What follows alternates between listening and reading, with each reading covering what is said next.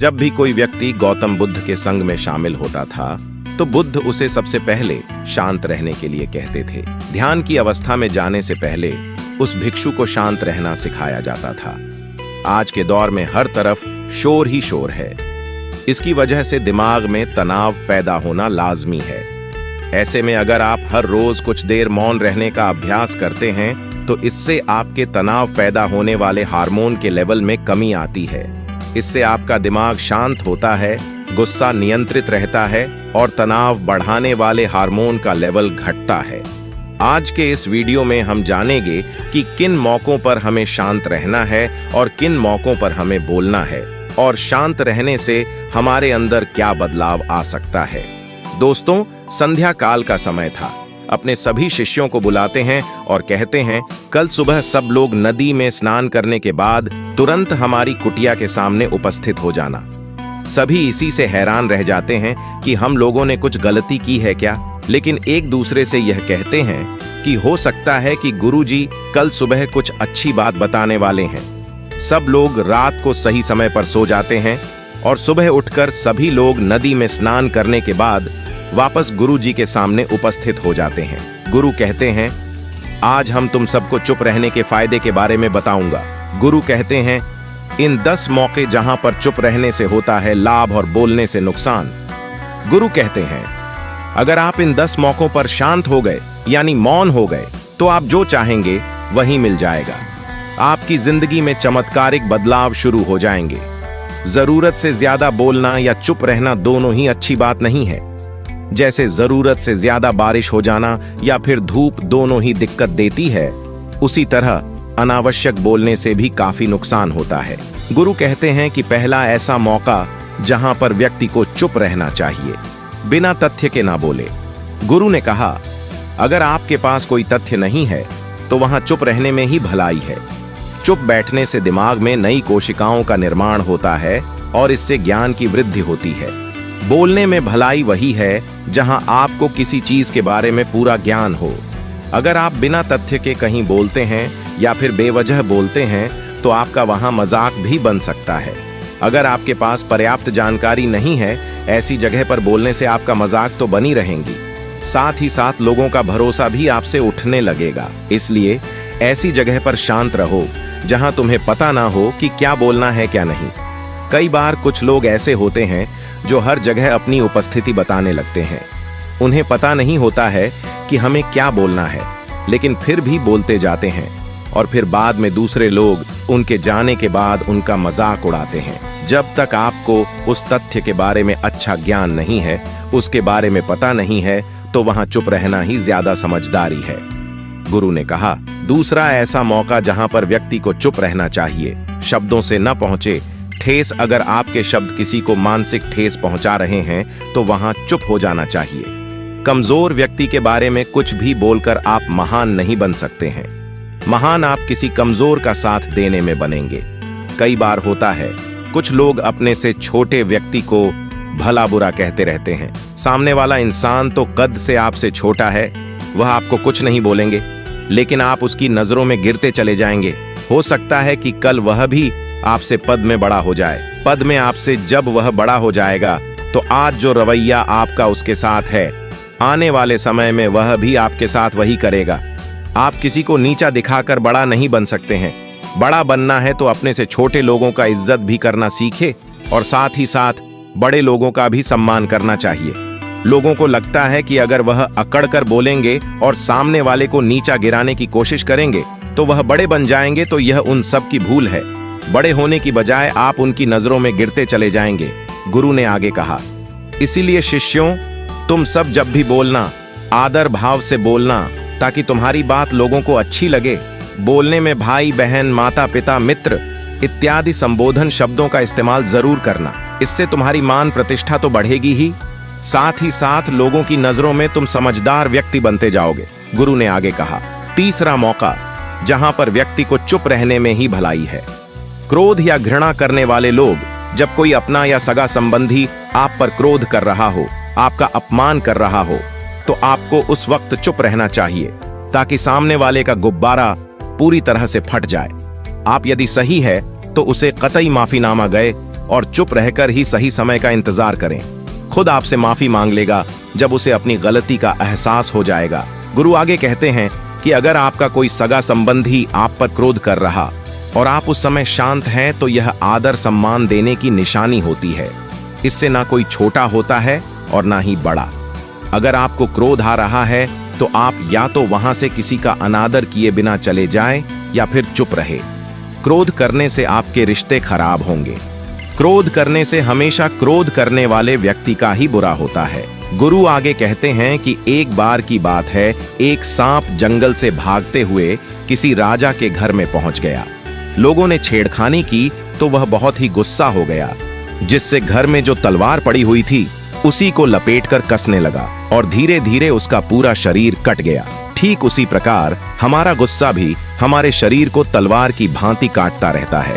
गुस्सा ध्यान से खत्म होता है। प्रतिदिन अगर आप ध्यान की मुद्रा में बैठे हैं तो आपका गुस्सा आपके नियंत्रण में रहेगा।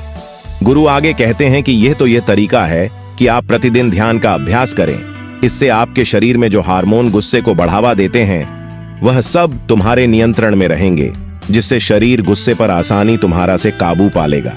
लेकिन एक तरीका यह भी है कि जब भी आपको गुस्सा आए तो आप यह समझने का प्रयास करो कि क्या मेरा गुस्सा जायज है या नहीं, हमें वहां पर बोलना चाहिए कि नहीं।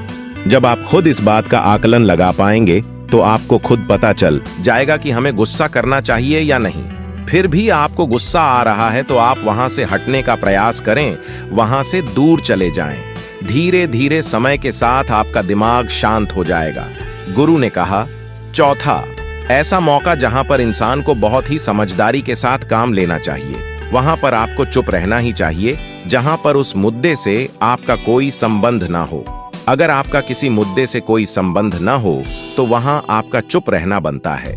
बिना किसी वजह अगर आप दूसरे के मुद्दे पर बोलेंगे तो यह आपके लिए अनिष्टकारी होगा। इसमें केवल और केवल आपका ही नुकसान है। जल्द ही आप किसी दो लोगों के बीच हो रहे विवाद में जल्दी अपनी टांग ना डालें। अगर सामने वाला आपको बुला रहा है अपना झगड़ा शांत करवाने के लिए तो ही आप वहां पर जाएं। किसी की व्यक्तिगत जिंदगी में दखलंदाजी नहीं देनी चाहिए जब तक कि वह व्यक्ति आपको नहीं बुलाता है। अपने झगड़े को शांत करवाने के लिए कुछ लोग फालतू में दूसरे के विवाद में कूद पड़ते हैं। इससे उनके मान सम्मान मर्यादा पर लोग उंगली उठाने लगते हैं। गुरु कहते हैं कि तन मौकों में पांचवा ऐसा मौका जहां पर व्यक्ति को बहुत ही समझदारी के साथ चुप रहना चाहिए। आपके शब्दों से किसी मित्र को हानि ना पहुंचे। अगर आपके शब्द सामने वाले के परिवार या मित्रों की प्रतिष्ठा के बारे में बुरी झलक दिखा रहे हैं तो आपको चुप रहना चाहिए। किसी के परिवार या फिर मित्र के बारे में बुरा बोलने से केवल आप ही बुरे बनेंगे। जो चीज आसानी से खत्म की जा सकती है उसे अपने शब्दों से बड़ा ना करें। बिना चिल्लाए बात करने का प्रयास करते रहना चाहिए। अगर आप बिना चिल्लाए कोई बात नहीं कह सकते तो आपका चुप रहने में ही भलाई है। किसी पर चिल्लाने से आपके व्यवहार के बारे में पता चलता है। ज्यादा बोलने से चीजें हमेशा खराब ही होती हैं। कई बार कुछ रिश्ते ज्यादा तेज बोलने की वजह से टूट जाते हैं। इसलिए अपनी आवाज में मीठापन लाए। आपके शब्दों से आपके दोस्त को हानि नहीं पहुंचनी चाहिए। कभी कभी दोस्तों के जब हम मजाक है तो रहे कि आपके शब्दों से किसी का अनादर ना हो। मजाक को भी हमेशा शब्दों के मायने में ही रखें। जहां किसी को शब्दों से चोट लगे वहां चुप हो जाए। ज्यादा बोलने से हमेशा नुकसान ही होता है। किसी और की प्रतिष्ठा को अपने शब्दों के माध्यम से उसे हानि नहीं पहुंचानी चाहिए। यदि आपके शब्दों से किसी और की प्रतिष्ठा को ठेस पहुंच रही है तो वहां आपको चुप हो जाना चाहिए। जब कोई व्यक्ति आपके सामने नहीं है तो आप उस व्यक्ति के बारे में बुरे शब्द किसी तीसरे व्यक्ति के सामने ना बोले। गुरु कहते हैं, छठा मौका जहां पर व्यक्ति को चुप रहना चाहिए जब कोई कर रहा हो किसी की बुराई। जब कोई आदमी आपके सामने किसी तीसरे आदमी की बुराई कर रहा हो तब तुम्हें चुप रहकर बस सुनना चाहिए। अपनी राय व्यक्त नहीं करना चाहिए, क्योंकि जो आज आपके सामने किसी तीसरे की बुराई कर रहा है वह कल किसी और के सामने आपकी बुराई भी कर सकता है। यदि आपने कुछ कहा है तो नीति शास्त्र के अनुसार जो अपने मुंह को बंद रखता है और बुद्धि से काम करता है वही इंसान समझदार होता है। बिना जरूरत के बोलना, किसी के बारे में किसी के बीच में बोलना यह गलत बात है। कभी कभी हमारे लिए बुद्धिमानी इसी में होती है कि हमें अपना मुंह ऐसी जगह पर नहीं खोलना चाहिए। गुरु आगे कहते हैं कि 10 मौकों में 7वां ऐसा मौका जहां पर व्यक्ति को चुप रहना चाहिए।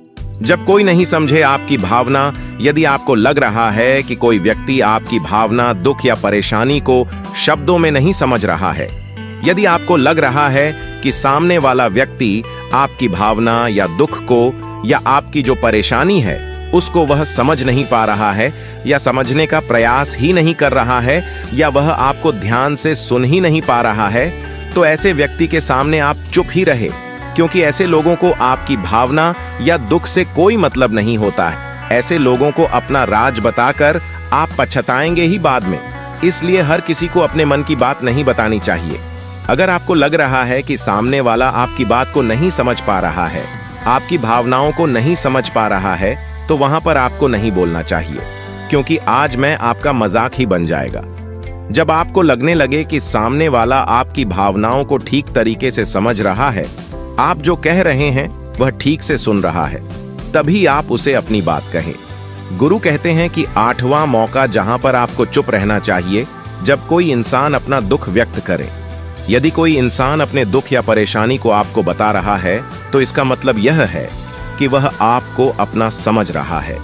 ऐसे में तुरंत ही उसे समाधान बताने के बजाय चुप रहकर उसके दुख या समस्या को सुने। उसके दुख या समस्या को किसी और को ना बताएं। वह इसलिए नहीं बता रहा है कि उसकी समस्याओं का समाधान कर देंगे, बल्कि वह इसलिए भी बता रहा है कि सामने वाला उसकी बात को समझ रहा है। कई बार बताने से दुहक कम हो जाते हैं।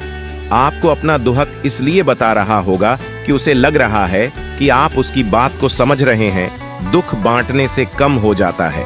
इसलिए जब कोई व्यक्ति अपना दुख आपसे व्यक्त करे, तो आप चुप मारकर उसकी बात को बहुत ही ध्यान से सुने, ताकि उसके दुख कम हो जाए, उसके मन का बोझ हल्का हो जाए, क्योंकि उसके मन में जो भी बातें थीं वह आपको सब बता दिया। गुरु आगे कहते हैं कि 10 जगहों में 9 ही ऐसी जगह जहां पर आपको चुप रहना चाहिए। जहां पर दुष्ट प्रकृति के लोग रह रहे हों और गाली गलौज कर रहे हो, तो आप वहां पर मत जाइए। ऐसी जगहों से आप चुपचाप निकल जाएं, अर्थात अपनी प्रतिक्रिया दिए बिना आप वहां से चले जाएं। क्योंकि जिसकी जुबान खराब होती है, जो दुष्ट प्रकृति के लोग होते हैं, उनको आप ऐसे समय में नहीं समझा सकते हैं जब उनका दिमाग पूरी तरह से शांत हो जाए, तभी वह आपकी बात सुनेंगे। इसलिए जहां पर दुष्ट प्रकृति के लोगों आपकी बात को ना मानते हो और ना ही सुनते हो, तो आपको वहां पर नहीं बोलना चाहिए। गुरु कहते हैं कि 10 माह ऐसा मौका जहां पर आपको शांत हो जाना चाहिए। अपनी सफलता का राज हर किसी को ना बताएं। कई बार होता है कि कुछ लोग जो सफलता को बहुत ही जल्दी अर्जित कर लेते हैं, वे हर जगह अपनी सफलता का ढिंढोरा पीटने लगते हैं। ऐसे में क्या होता है कि कई लोग आपकी सफलता से खुश नहीं होते हैं। अगर आप अपनी सफलता का जबरदस्ती लोगों में ढिंढोरा पिटवा रहे हैं, तो लोगों की नकारात्मक ऊर्जा आपको प्रभावित कर सकती है। जब आप सफल होंगे तो सबको पता चल जाएगा कि आप सफल हो गए हैं। ढिंढोरा पीटने से नुकसान आपका ही होगा। इतना कहकर गुरु ने कहा, शिष्य, आज के लिए बस इतना ही। अगर तुम इन 10 बातों को अपने जीवन में उतार लेते हो, तो काफी हद तक परेशानियां से बचे रहोगे। यहाँ से जाने के बाद इन 10 बातें आपको किसी वरदान से काम नहीं होंगे। तो दोस्तों, कैसी लगी हमारी वीडियो? कमेंट बॉक्स में जरूर बताएं। वीडियो देखने के लिए धन्यवाद।